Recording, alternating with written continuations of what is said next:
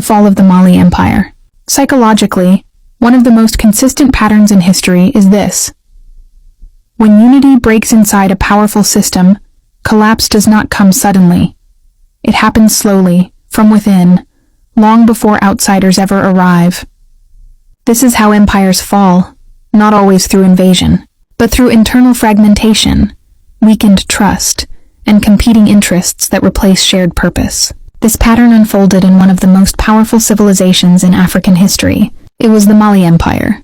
At its peak, Mali was not just an empire, it was a global symbol of wealth, culture, and knowledge.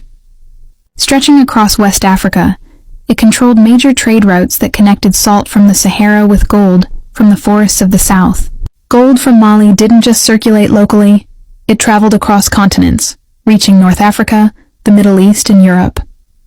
This made Mali one of the most economically influential empires of its time. But wealth alone was not its only strength. Cities like Timbuktu became intellectual centers of the world. It was a place where scholars gathered to study astronomy, mathematics, law, philosophy, and religion. Manuscripts were written, copied, and preserved, making Timbuktu a symbol of knowledge and learning in medieval Africa. At the height of this prosperity, the empire was ruled by one of the most famous figures in African history, Mansa Musa. Under his leadership, Mali reached its greatest influence. His legendary pilgrimage to Mecca displayed wealth on an unprecedented scale. Caravans of gold, thousands of followers, and generous spending in foreign cities spread Mali's reputation across the known world. For many, it became difficult to separate Mali from the idea of unimaginable wealth. But psychologically, this is where an important shift often begins in powerful systems. Because when an empire reaches its peak, it often creates the illusion of permanence, the belief that its strength will last forever. This is where early signs of decline can begin quietly. After strong leadership begins to fade, something subtle but powerful emerges. Leadership fragmentation. Instead of one unified direction, multiple competing centers of power begin to form. Local governors and regional leaders start making decisions based on their own survival and influence. At first, this does not look like collapse. It looks like politics. It looks like normal competition. But psychologically, something deeper is happening. The shared identity that once held the system together begins to weaken. Trust between leaders declines. Cooperation becomes inconsistent. And decisions that once served the entire empire begin to serve smaller groups instead. Over time, this creates a ripple effect. Because when leadership is no longer unified, enforcement becomes weaker. When enforcement weakens, loyalty becomes unstable.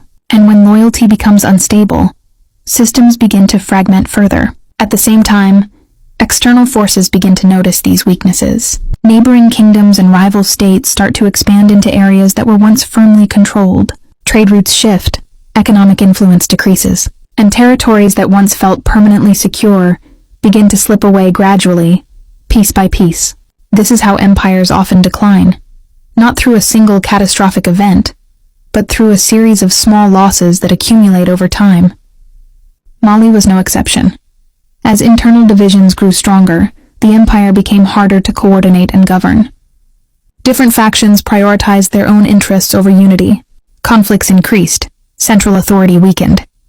And slowly, the structure that once held the empire together began to loosen. Eventually, Mali's dominance in West Africa faded, and new regional powers rose to take its place. But what remained was not just a fallen empire, it was a legacy.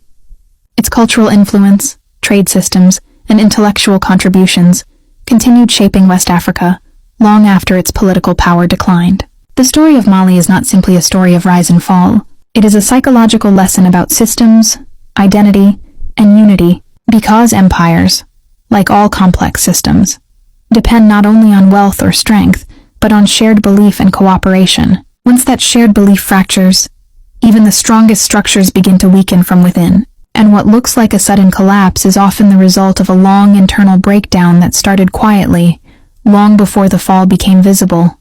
Psychological lesson. The greatest danger to any powerful system is not always external attack, but internal fragmentation, where unity slowly dissolves and shared purpose is replaced by competing interests.